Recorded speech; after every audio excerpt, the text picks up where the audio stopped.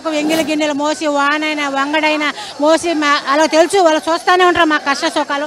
వాళ్ళు 200 మంది 100 మంది 2 లేడీసు 120 మంది ఉంటే ఒక్క లేడీసు వద్దు వద్దని ఇలా చెప్పేసి బాధపడుతున్నాం.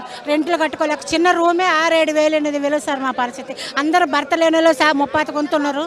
మా కష్టం అర్థం చేసుకొని పరిస్థితులు ఇప్పుడు 10 రోజులైంది. మాకు నెలకి 10 రోజులు 10 ఎక్కువ అంటే జరగదు. షూటింగ్లో 5 రోజులు 10 రోజులు తప్పక ఆ 10 రోజులు పిల్లలు పోషించుకోవాలా, రెంట్లు కట్టుకోవాలా, మేము తినాలా. మా పరిస్థితి అర్థం చేసుకోవాలని పొటేషన్లు ఏడుకుంటున్నాం సార్.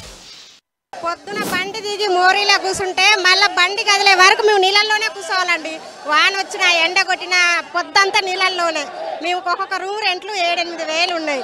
పిల్లలు మేము వచ్చేటప్పుడు పడుకుంటారు, మేము పోయేసరికి కూడా లేవరు. దయచేసి వాళ్ళకు ఒప్పుకునేది మాకు 30% మా వేతనాలు పెంచాలని. ప్రతి ఒక్కదానికి రేట్లు పెరిగింది కదండి, ప్రతి ఒక్కటి రేటే పెరిగింది. వాళ్ళకి వచ్చేంత వరకు నేర్పించాలి. కానీ ఇప్పుడు రిహార్సల్ అయినా ప్రాక్టీస్ అయినా ఇప్పుడు 3 days 4 days వాళ్ళు వచ్చేంత వరకు మార్నింగ్ 9 నుంచి నైట్ 9 వరకు నేర్పిస్తూనే ఉంటామండి.